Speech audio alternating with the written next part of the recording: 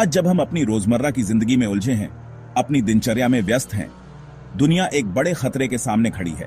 एक ऐसा खतरा जो हमारी आने वाली पीढ़ी को भी प्रभावित कर सकता है। रूस और अमेरिका आमने सामने हैं, एक दूसरे को चुनौती दे रहे हैं और तनाव अब सिर्फ बातों तक सीमित नहीं रहा। यह तनाव अब सैन्य तैयारियों और हथियारों के प्रदर्शन में बदल चुका है। यूक्रेन की जंग अब सिर्फ यूक्रेन की नहीं, यह एक क्षेत्रीय संघर्ष से कहीं ज्यादा आगे बढ़ चुकी है, बल्कि पुतिन और बाइडेन के बीच ताकत के प्रदर्शन की लड़ाई बन चुकी है।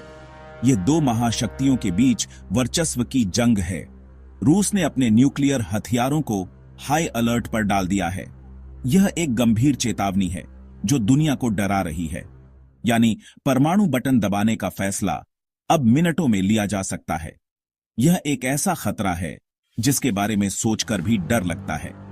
अमेरिका और नेटो लगातार चेतावनी दे रहे हैं।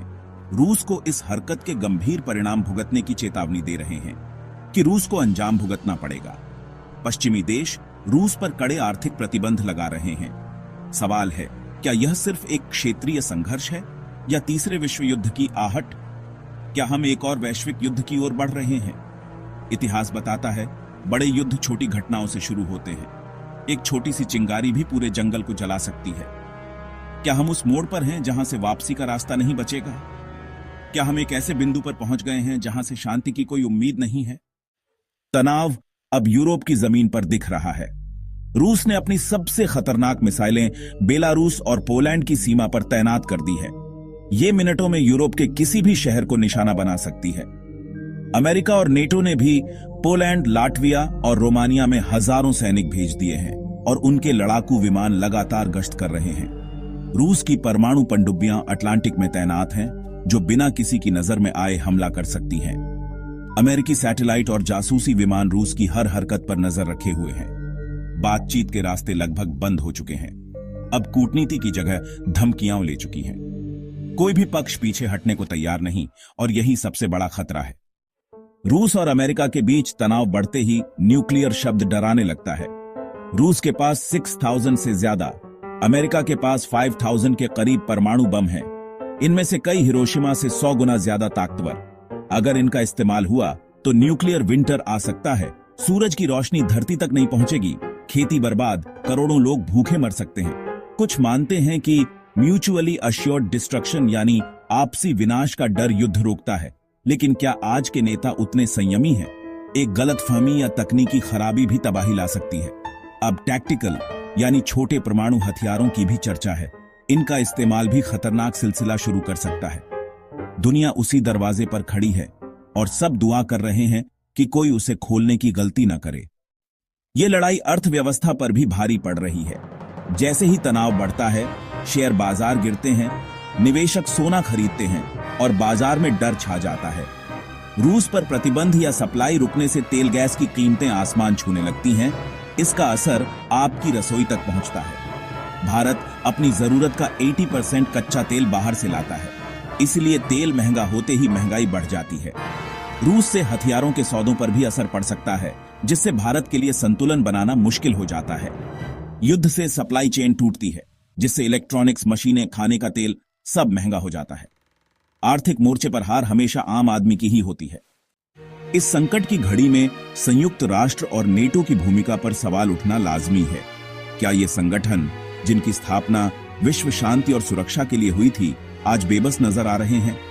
यूएन सुरक्षा परिषद में रूस की वीटो पावर के कारण किसी भी प्रकार की निर्णायक कार्रवाई मुश्किल हो गई है। रूस एक स्थायी सदस्य होने के नाते हर उस प्रस्ताव को रोक सकता है जो उसे पसंद नहीं है।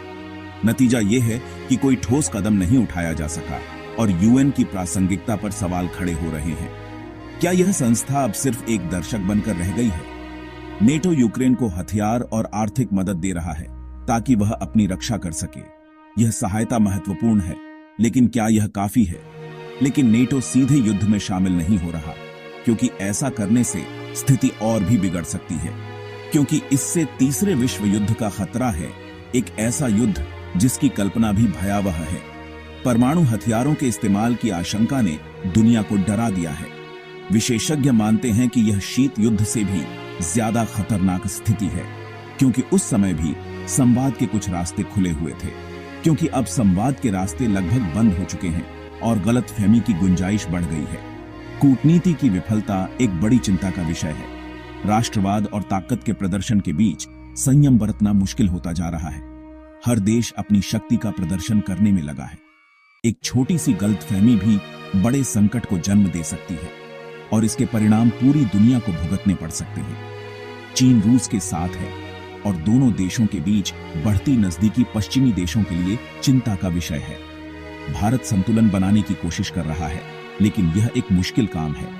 लेकिन ज्यादातर देश मूक दर्शक बने हुए हैं, शायद इसलिए क्योंकि वे किसी भी पक्ष में शामिल नहीं होना चाहते। दुनिया उम्मीद कर रही है कि यह संकट टल जाए और शांति स्थापित हो, लेकिन ठोस कदम उठाने की हिम्मत किसी में नहीं दिखती और दुनिया एक अनिश्चित भविष्य की ओर बढ़ रही है। हम इतिहास के एक महत्वपूर्ण चौराहे पर खड़े हैं, एक ऐसे मोड़ पर जहां से भविष्य की दिशा तय होगी, जहां एक रास्ता शांति और सहयोग की ओर जाता है जो एक बेहतर कल का वादा करता है, वहीं दूसरा रास्ता तबाही और विनाश की ओर ले जाता है जिसके परिणाम अकल्पनीय होंगे।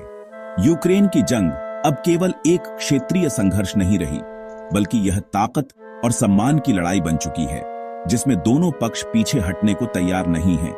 और इतिहास गवाह है कि ऐसी लड़ाइयों का अंत अक्सर अच्छा नहीं होता, क्योंकि वे अनियंत्रित होकर व्यापक विनाश का कारण बन सकती हैं।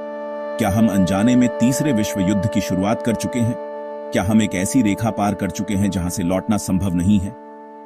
कुछ कहते हैं यह युद्ध अब पारंपरिक हथियारों से नहीं, बल्कि साइबर हमलों, आर्थिक प्रतिबंधों जो देशों की अर्थव्यवस्थाओं को पंगु बना सकते हैं, और प्रोपेगेंडा के जरिए लड़ा जा रहा है जो जनता की राय को प्रभावित करने और भ्रम पैदा करने का काम करता है।